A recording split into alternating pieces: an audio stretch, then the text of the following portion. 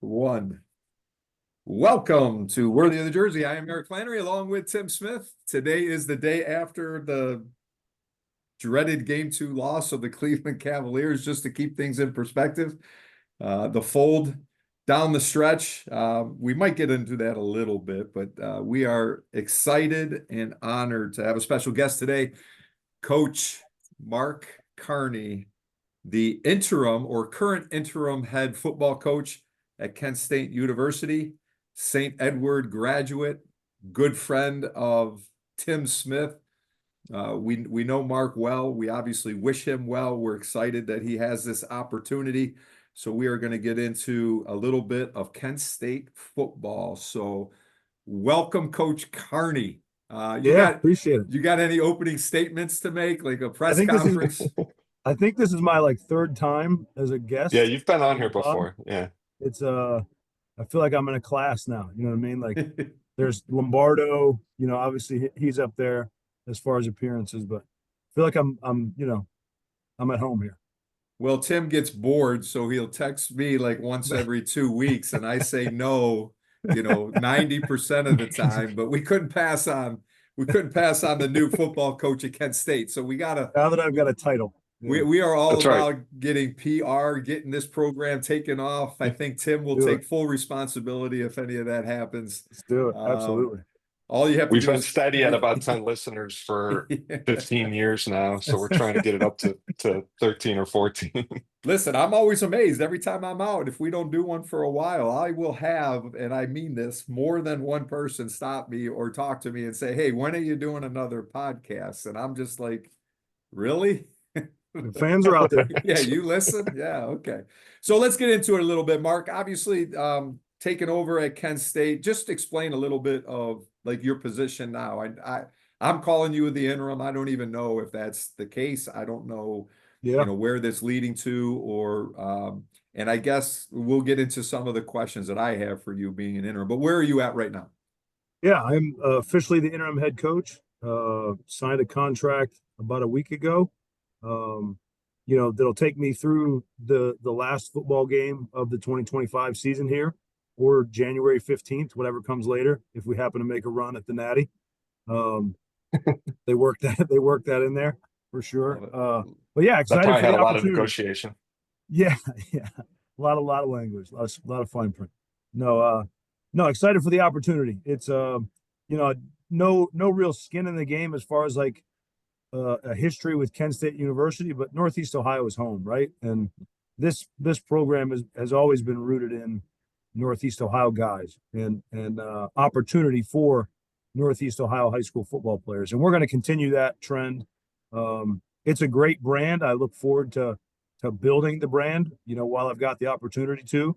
But really excited for our guys and the direction our football program is moving after two really down years. And I don't want to get into any specifics if you don't want to, but again, this is my clarity because this helps me as the interim. You're guaranteed 1 year. And Yep. then have you been told like after this 1 year that it'll be an open search, or is this almost like a audition, type thing for the year? There's a good opportunity for them to extend this. Yeah, I think in talks with our administrative team, it's it's going to be, there's going to be a search, but I've got the first opportunity to win the job, right? And let's go bowling and make sure I get the chance to keep the job. That's great to doubt, hear. right? Yeah, right. And I think, and I'm just going to put in my 2 cents. Obviously, I'm a big believer, and Tim and I have discussed this before. A place like Cleveland State for basketball, Kent State, Akron football. I always felt and feel like the Northeast Ohio ties should remain here as often as possible. And that starts from the top down, right? So head coach, staff, you can even get into administration and then getting the players. I think one of the things and this is again, a personal belief that some of these universities have missed out in the past is getting that leader from Northeast Ohio to build Northeast Ohio. And I think that's when you start getting families, you start getting alumni, you start getting people who have known these guys. They're playing careers in high school. They kind of follow it into college. So attendance starts to rise, interest starts to rise, and that's how I think you build these programs. I get it. You still need to go find talent. You still need to go around the country and look for players that are willing to come. But I think Northeast Ohio is different than a lot of other parts in the country.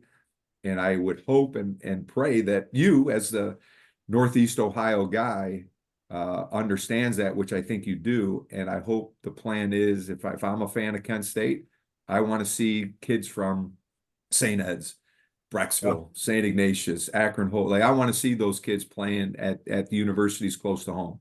And what is your, I mean, what is your take on that? Is that a big Yeah, thing no, for you? 100%. My goal is to keep the best in Northeast Ohio and Northeast Ohio.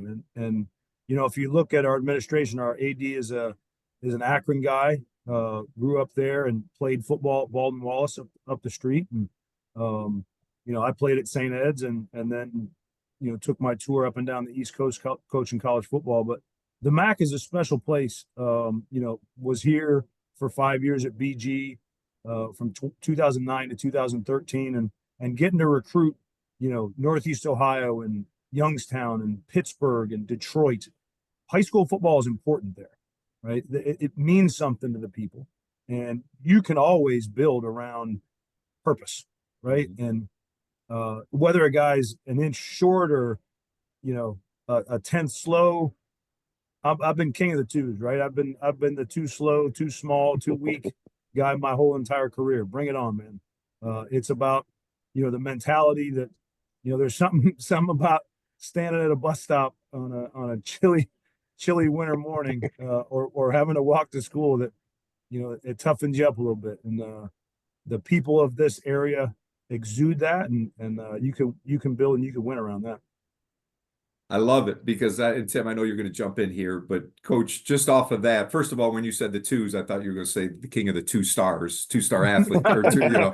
Said, I don't even think I had it. I don't have it. But Coach Lombardo and I were talking yesterday, and I'm not going to get into names or specific, but we have a player here at St. Ed's that is what we feel is, and he's a football/basketball guy, who we feel is just being under recruited, right? He's got everything that you just said.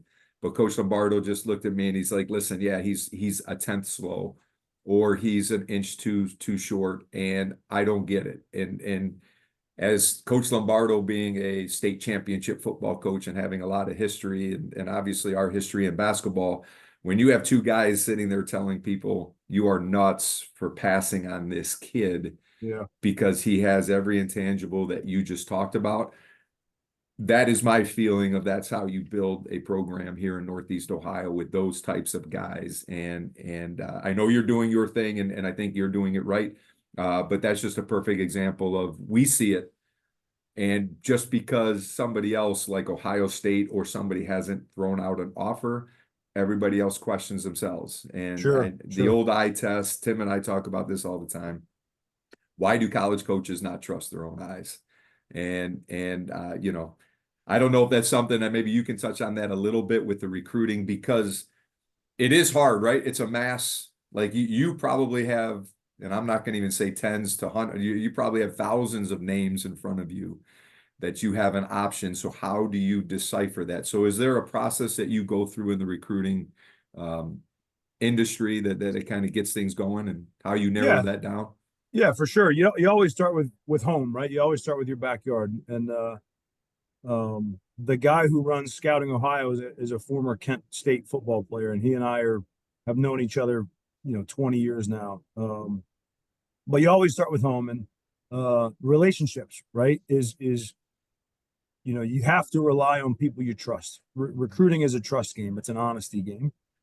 If you are, you know, honest with the kids will be honest with you back, and that's how all great relationships are built, in my opinion, on that honesty and on that trust. But you know, you start there, and then, you know, certainly we're living in a different day and age now with all the changes going on in college football, right? It's hard to commit to being a developmental program, I think, right? And you know, with the transfer portal and being able to plug and play guys, you got to find a balance, right? But we're always going to be that developmental program, right? We're going to be the school that finds a diamond in the rough and develops him for 2 years, and then all of a sudden a guy out earns his current circumstances, right? And there's money on the table that you really can't pass up. And I get that, right? Like that's part of college football. That's part of the Group of Five and FCS and lower level college football. It's big business, right? There's a lot of money that these young men have the opportunity to earn. It's, how and when to take those risks and take those chances as a player to make sure you're getting out of the portal what you want, right? Because everybody wants to play, and have that shot at the next level. But it all starts, early on with home and relationships. If we've got a guy who's from St. Louis, he's going to recruit St. Louis. If we've got a guy who's from Detroit, he's going to recruit Detroit. So find people you know and trust and build around that. Yeah, so talk about, like, you came into this kind of late, I think during spring ball or right at the start of spring ball. Just at the beginning. Yeah. So how did spring go? What was it like at the beginning? What's the biggest things you've learned, now that you're a seasoned vet, like a month into the job? Yeah. And like you said, it's been official for a week, but you were kind of in the role. You've been kind of in the role for maybe a few weeks now. Yeah. But what were the first few weeks like for you? Yeah, the first 2 weeks was honestly a really great distraction. We got the news, I think the day before, 2 days before we were set to start spring practice, that our former head coach had been placed on administrative leave, and we were to handle business as usual. So it Yeah. was a really good distraction for us. I know for our staff, for our players, it was football, right? We had a plan set out in front of us, and it was okay. Let's go to work at it. And then as news came and coach was officially terminated here, I got the opportunity to kind of start over a little bit in the middle of spring ball, which was interesting timing. But I thought about my journey as a college football player. I had signed to play for one staff in February. By the time May rolled around, it was an entirely new staff. 2 days after my freshman season, that coach called a conference and he took another job. So prior to leaving for winter break, for Christmas break, as a freshman in college, I was on my third head coach, and remember, those feelings I was having, right? And Yeah. is this place good for me? Are these guys good for me? Am I doing this the right way? And we didn't have a transfer portal window that Right. opened, Right. so I tried to put myself in the young guy's shoes. But the majority of it was just keeping the main thing. Like, let's get better at football. We're 1-23 the last 2 years, man. Like, we got a lot of work to do. We got a lot of work in building community back, in building goodwill back around our campus with our fans. The way our guys work, we're not a 1-23 football team. Right. We just got to believe in the work we're doing, believe in each other, stay connected, and I thought we did that through 15 practices this spring. Amongst all the distractions. So proud of our guys. Yeah. So what do so it's a good, like, keeping the perspective of the kids. I think one thing in our roles I always come back to, in particular the levels that we all coach at, is you get one season with this group, right? And we might have guys that stay for 2 or 3 or 4 years. But every journey is unique because it's this, you get one shot with this specific group. And like, you get to live that as much as anybody, kind of in the situation that you're in. So when you look at kind of putting in a foundation quickly with your players and then also the community, that the Kent State community, are there certain pillars, are there certain things you want to make sure you do, or certain messages you want to make sure people know about you and your program that are important, that you can get out in this short amount of time? Yeah, I think we talked about this as a team, as a staff, as a group. Shortly after I was made the interim here is, my core values, right? My core values are the acronym HABITS. It's honesty, it's accountability, it's belief, it's 1% improvement, it's tenacity, tenaciousness, and it's service, right? And those I try to identify. Those are the kind of people I want to be around. I want to be around honest people who are believing in one another and believing the work they're doing. They're about improvement. They're about others, right? And serving others. And try to let that grow organically. We talked about, these are the qualities we want in our locker room, and here's some qualities we don't, want in our locker room. We don't want lazy. We don't want arrogant. We don't want entitled, right? We don't want selfish. Avoiding lames. That's what we talk about. I like that. Because they'll get you, right? They'll get you every time. I think letting your culture grow organically through honest conversation, right? And everybody had feelings about the last 2 years here and their experience here, and letting guys talk about that and listening, right? As an active skill, and meeting guys where they were, but at the same time, like, hey man, I'm running out of time by the day, right? Like, we don't get a lot of time to sit around and kumbaya about it. Like, we got work in front of us. We got to be about our habits, right? And what our daily actions are, not what we think about, not what we hope to do, like what we're actually doing. Mark, how many guys have you returned from last year's program, and how many guys are new? Yeah, great question. So from last fall's team through the winter, through the spring, I would just roughly off the top of my head say about 25% of the team is new. We're recruiting every day here in the portal to rebuild certain areas of our team and our roster. But it's constantly changing. You got a pretty good nucleus or core coming back that has. We do. We're still very, experience. very young. We're when Coach Burns was hired and when I got hired here January 23, I think there was 40 something players in the portal. And we built very young, right? We built around 2 really, really good recruiting classes that are going to be the foundation of something really, really special here.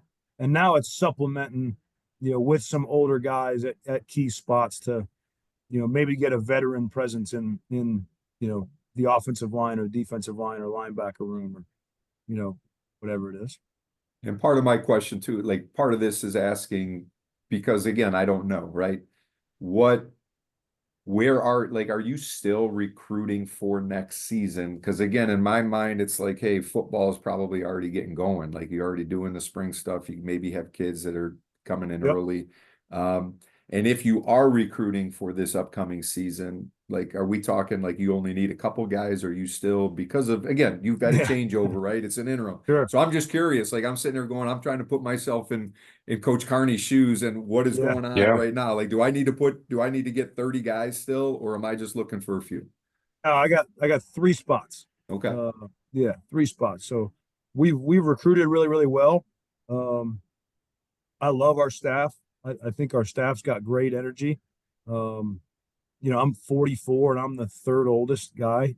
Like, the oldest guy is 49 and from Hawaii, and Aloha Friday, and like, he's got unbelievable energy. Our youngest guy is like fresh out of playing, just finished his playing career with the Minnesota Vikings, and is a ball of energy every single day. But yeah, we're constantly recruiting. Our guys will come back on right around Memorial Day, the 27th, and we'll start our summer training program then. But yeah, we're 2-3 guys away from feeling really, really good about it. Awesome. Now, also, because you have like a good amount of guys returning, and you mentioned the 1 in 23 the last couple of years. Yeah. And I know you have all the coach speak and everything going, which I love. Like, I'm sitting here taking notes on habits and everything else, because coaching is stealing, right? Coaches is always learning. But in your mind, at 1 in 23, and you are, again, I'm just trying to be as real as possible here. Yeah. You are a guy that in this 1 year is fighting for a job. Like you want to stay here and you want to build Kent State. Very With much so. what and like in your mind, obviously, and I my answer would be, well, we need to win, right? Like we need to win games just to change it because you got to change the culture. So if that's the answer, how do we do that? Like quit, like so if I'm Yeah. sitting here and I'm just a guy and I'm like, all right, Mark, I love everything that you're saying, and every coach that comes in here is gonna say he's got energy and he's gonna, change the culture, but we gotta win. So Yeah. in your mind, like, hey, give me the quick, like, hey, this is what we got to do to start winning some games here in Sure. the back. Yeah. So let's understand where we are, right? Everybody is on a 1 year contract. That's the nature of college football. Great. I've been everywhere, Division 3, Division 2, like all of it, right? And Division 2 football taught me that everyone's on a 1 year contract all the time, right? You can go from half aid to full scholarship to no scholarship to no job, right? To promotion to that's the nature of college football anymore. We're all going to sign, agreements, 1 year agreements, whether it's the rev share stuff that's on the horizon here, or NIL stuff, or it's very structured and laid out in great detail, right? So let's understand everybody's on a 1 year contract, right? Everybody's pulling to get the best out of one another for this 1 year. It's not specific to me, right? So let's embrace that, right? Let's be where our feet are, and while we had great success changing our best in the classroom, right? We had 4 straight semesters of improved GPAs and finished the fall with the highest team GPA in fall history, and we're going to probably set another record this grading period here. We've got to build on that, right? 1-23 was our record on the football field. We can get into all the reasons why that happened. There was good going on here, and we need to build on that, and empower our young men to believe that they are good enough to win on the field, right? And they are good enough to compete for a MAC championship here. You've got to believe in your mind that you're something better than you are before you ever get to achieve that, right? I'll never forget being a senior on the football field at summer workout at Fordham, and I was working out on a Friday, and Friday was like gut fest, like they just got it out of you, right? And was doing these drills, and there was an offensive guard that was kind of watching me. He was kind of messing with me, right? Trying to take my mind somewhere else. And he was like, "Man, you look like an all-league quarterback." And I was like, "I am an all-league quarterback, damn it." And this was before, I'd ever done anything to earn that, but I had to think that way, right? And I think it starts there.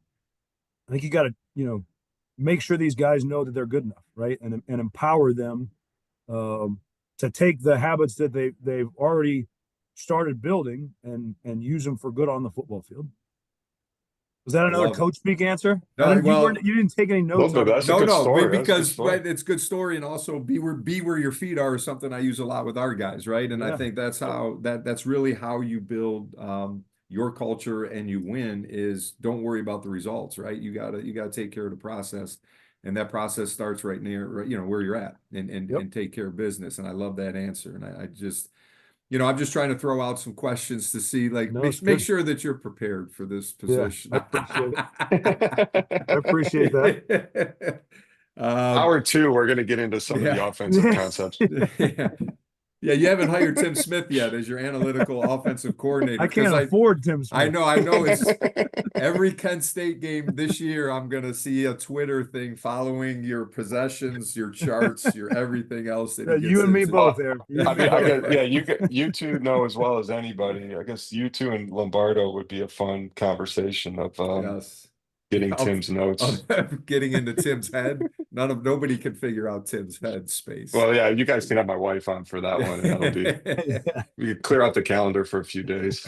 All right, Mark, let me ask you this. This is an important question too, and I'm being serious about this. How and where is, and I don't know what you can talk about with this, but how do we help you? How does Kent State help you? And where are we at with NIL? Like, is this Yeah. How does Kent State raise money to support? Because that's where like you talked about it, right? And I'm well aware of it. Obviously, we may not like the changes, but they are what they are. Yeah. And if you want to succeed, you got to take care of business right now. And you, to me, your level, and I mean your like the MAC level, mid-major to lower, this is a hard business and sell. Yeah, for Like sure. you Yeah. can offer a kid 10 grand and obviously there's another school that's offering 100 to 200 grand to whatever. So how do you as a head coach build this NIL, and if there's a Kent State supporter out there listening right now, how do they help? Uh, as soon as Judge Claudia Wilkin gives the okay that this rev share is a is a thing and we're moving forward with it, we've got a fund that's ready to roll. It's a Kent State Excellence Fund. It's, you know, it's all but ready. We just need to go ahead and the green light from Judge Wilkins. But to that point, Coach, like we're always gonna Kent State's Kent State, right? And the MAC is the MAC, right? That's not going to change. I think you make the experience for each guy better, right? Is where I might not be able to change his life financially, I can make sure he's getting the right resources and he has access to things that are going to help his process, right? A coach, and I firmly believe this, a player taught me this. One of my players, a coach is a covered wagon designed to take someone or something from where they are now to where they want to be, right? And that's my job. And to do that effectively, you have to understand the goals of your team, right? And the goals of the people you're leading. And if you can, if you can get them to agree, okay, hey, this is what I say I want, and this is what I'm willing to do for it, you can hold them to a pretty high standard, right? And because it's them holding themselves to that standard. Um, you know, it's a it's a space where I'm excited to get into and fundraise for opportunities for our guys. And again, it's not going to be life changing money, but if I can, if I can put this machine in the training room for them, or if I can put this machine in the weight room for them, that'll benefit them down the road in their pursuit of their goals, I'm all for it. And I think that's where it starts. It's going to be a year or two before anybody fully grasps what this change means for college athletics. But excited to be on the front end of it and experiment with not only how to help guys financially, but how to teach them, right? How to educate them on, okay, this is going to be taxed, right? You guys want to understand what taxes are, how we're going to utilize this money to get out of it what we want out of it. So I've had some great conversations already, and excited to learn more and grow more in that space on my own. Hey, to that point with before Coach Flannery has to go, in today's environment, there's like college kids, there's agents coming out of the woodwork, right? And Mark and I have Oh talked yeah, about this, and they're taking any dime they can from some of these kids. Recruiting, Coach Flannery, there's services all over the place, and I'll help your kid get placed and all that stuff. What are the biggest like mistakes that you're seeing kids that are trying to come through recruiting make, and or what sort of advice would you give to those guys as they go through their process?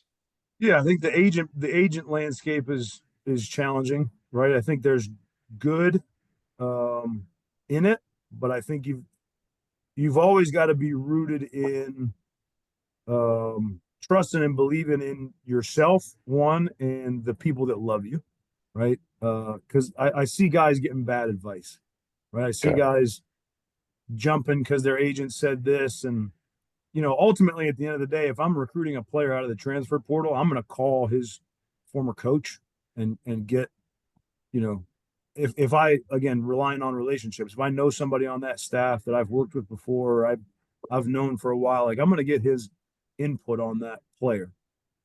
And I'm not relying on, what some internet agent is telling me our draft grade is, or, I got access to Yeah. tape. Our staff is watching a lot of tape and talking to connections. And, the toughest thing about the portal, right, is in the high school ranks, you can spend 2 to 3 years developing a relationship and building and getting to know who that young man is. And then in the transfer portal, you got 10 days, right? So you're gonna miss, right? Your hit percentage is not going to be as high, but you got to make sure you're not missing from a football character perspective, from a locker room character perspective, right? Because bad intel and fuzzy messages in the locker room are, again, lame behaviors. They'll get you. Yeah, they They'll grow get you. like weeds. It always bothers me that and I mean I am all about I'm all about people making money if they can make For money. sure. This whole the way college sports is just bothersome, obviously, to somebody like me, and I you may not be able to say what you want to say, but like having agents involved is just stupid. This is no longer, and we all know this. This is no longer amateur sports, and we know that. It's all business, and it's turning into a business, and it is what it is. It is all about money. The biggest issue I always have is we seem to make changes for the top whatever percent, right? We can call it the top 2%, we can call it the top 5%, whatever. Hey, this guy's making $1 million here, so it's awesome. When the reality is on a 15-man basketball roster and a 60-man football roster, whatever it is, there's 45, 50 football players that are struggling and they might be making 10 or 20 when. So my question to you, Mark, really, and this just kind of popped into my head as I'm saying this, because if I'm a college basketball coach and I have a kid that's making $500,000 and I have 4 other players that are making $50,000, how do we manage that at the college level? Yeah. And what has any of those kids done to earn that money? And what happens? You can't answer all of this at once, but like this is all just going through. So that kid now that's making $500,000 or $1 million loses a game, throws a game losing interception, whatever. People don't understand what that person now is going to go through, social media wise, whatever. And the answer for these idiot outsiders is always, well, they're making money. Who cares? Like we're paying them to do this, and now we're gonna.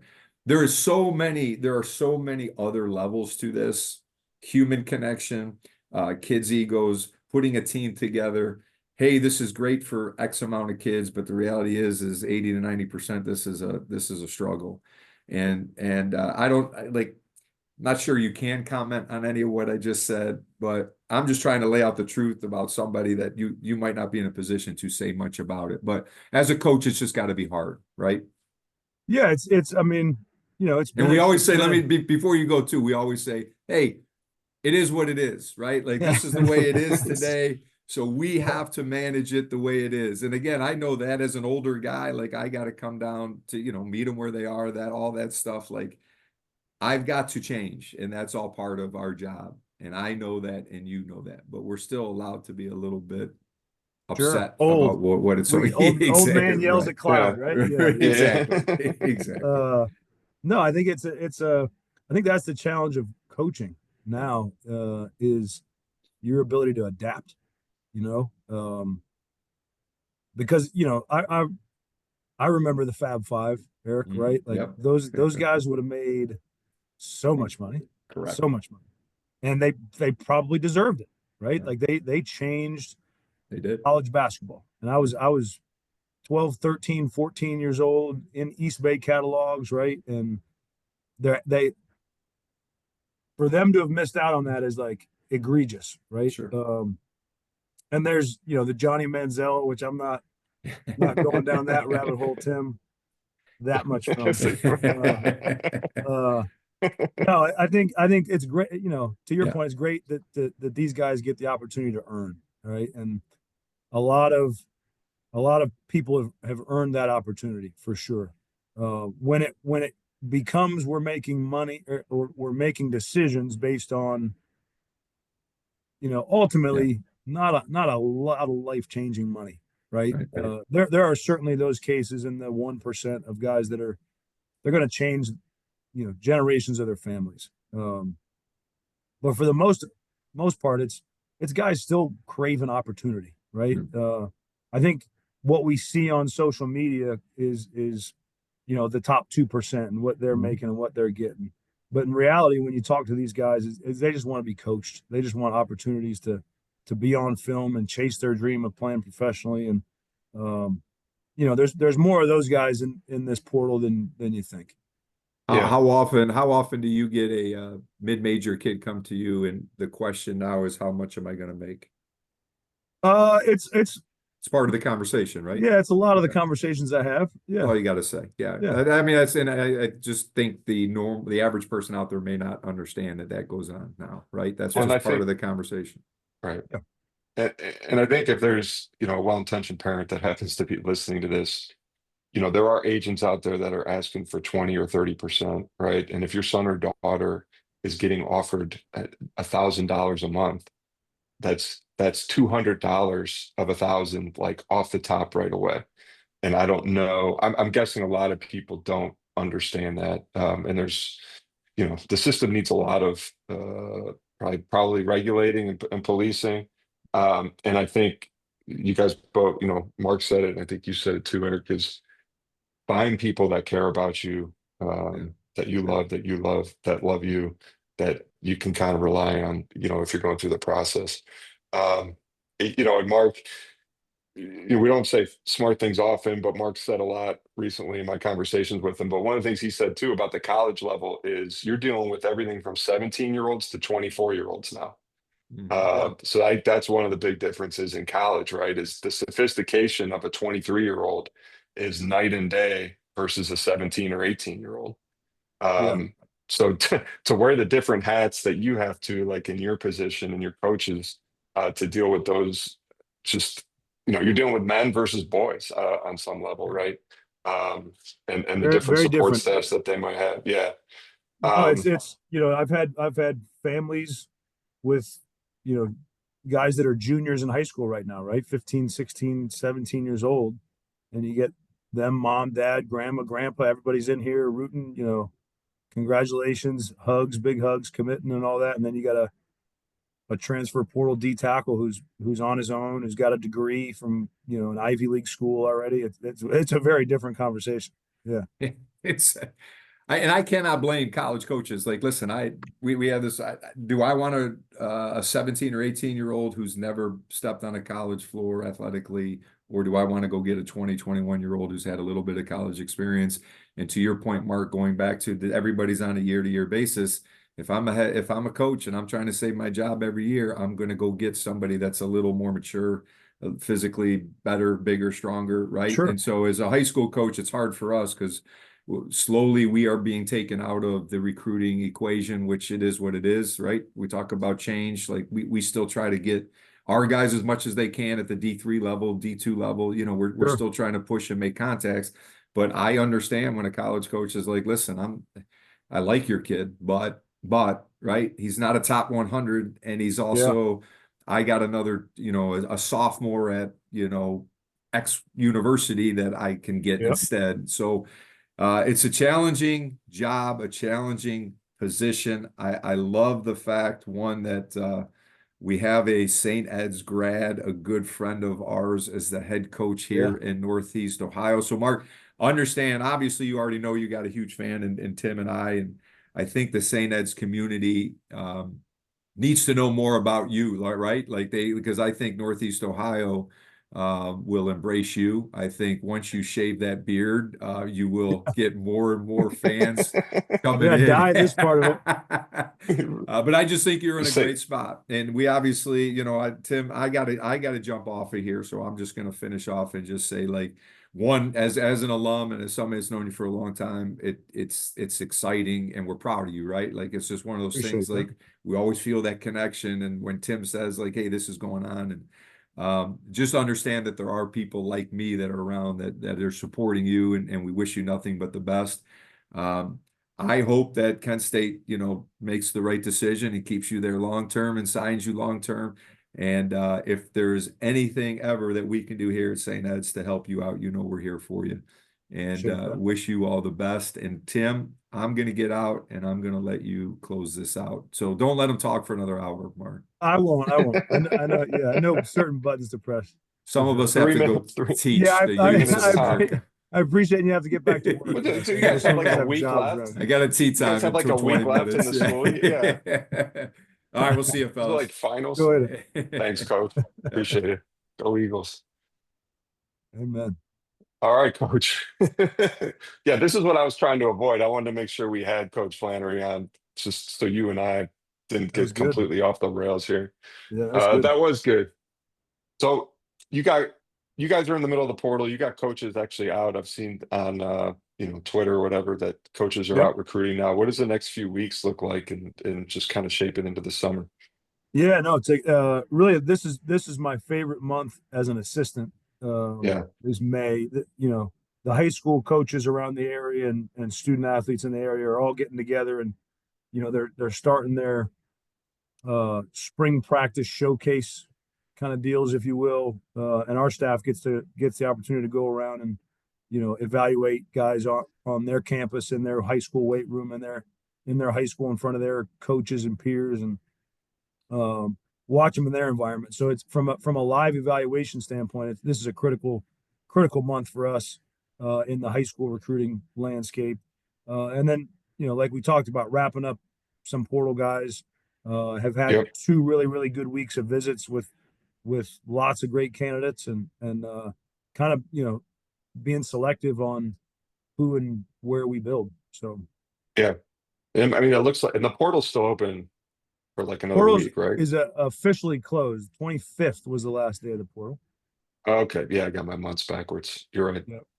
So now and kids are allowed to sign pretty much at any time, right? Like there's no Yes. rules. It's when Correct. you can enter the portal is a Correct. specific time, but you can sign at any time.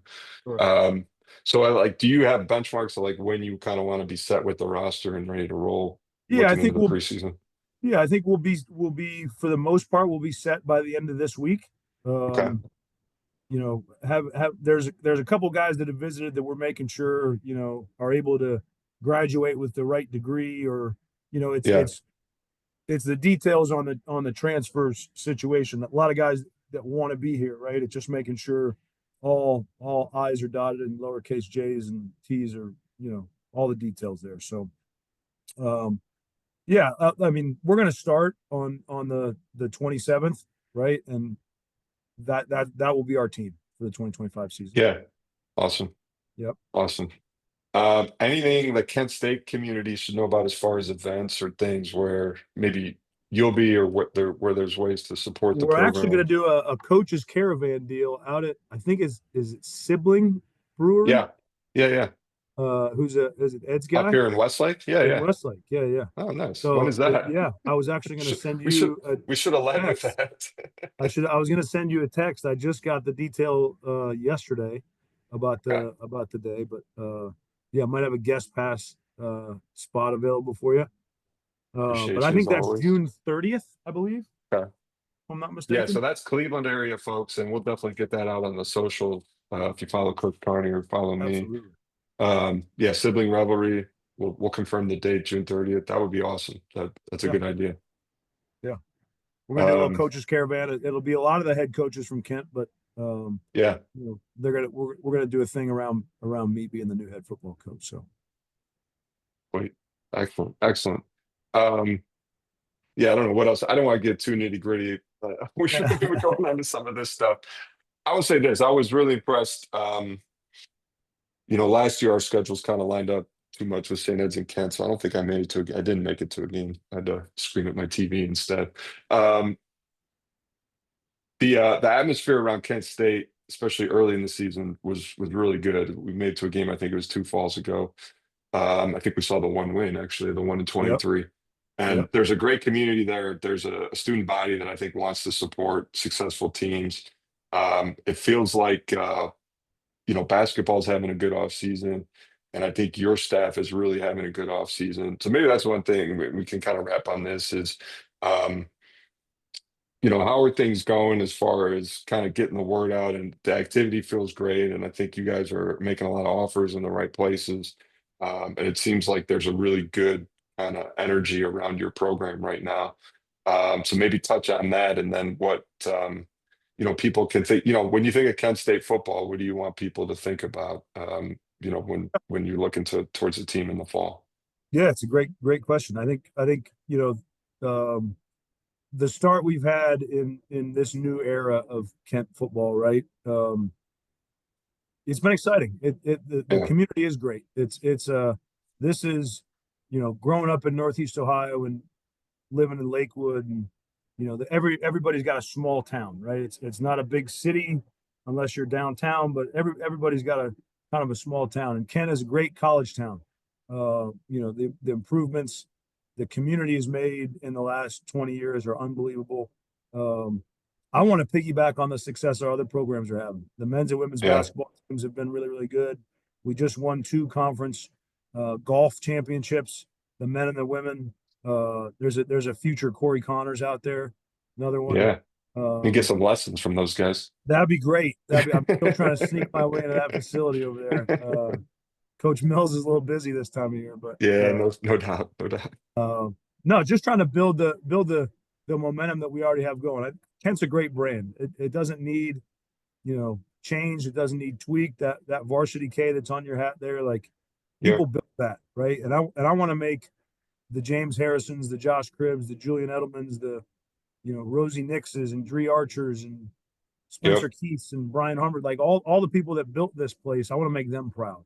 I want to be accessible for them, right? And make sure that they know we understand that we represent them.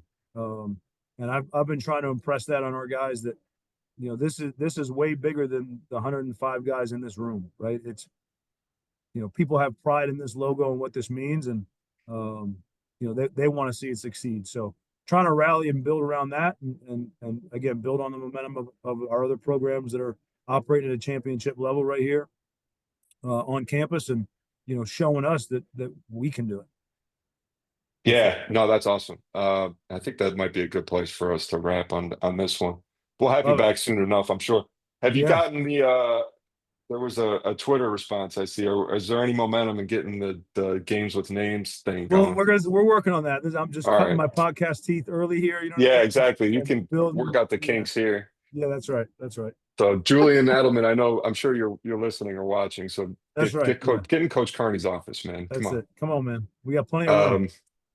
Yeah, man. I'm really fired up for the season ahead. I think it's going to be really great. This though, you don't want to jump ahead into August too fast. So like every step, every We got day, work to and do. enjoy the one We we got work got to in do. front of us, no question. But I'm proud Be of where you. our I feet love are. what you're doing. Yeah, exactly. And yeah, if all the Kent State fans that are listening to this, if you can find Coach Carney somewhere, this summer, say hi, Come on, support the please do. program, get to a game next year. I think that's going to be a great season for us. So Excited about it. yeah, we are. So anything else you want to touch on before we wrap here? No, I wish being an assistant for a long time, like this is my time of year to get on the road and be in high schools, and Yeah, I miss seeing, I know Ed's has got a deal next Wednesday the 14th that right. our staff's really excited about, and the future of Kent State football is really bright, and I'm excited to be in charge of leading the way, for the time being, and I'm going to take full advantage of every opportunity I have. So excited to be here, excited to build, and appreciate your friendship and our relationship, Tim. Yeah, well said, brother. Appreciate you too. So appreciate everyone checking this out. We got archives up on all your favorite podcast platforms, but the best ones are with the guests generally. And Coach Carney, a 3 or 4 timer now, and I we'll have him like it. back again soon. Until next time, go Flashes Flashes. Go Eagles. and Eagles. Yes.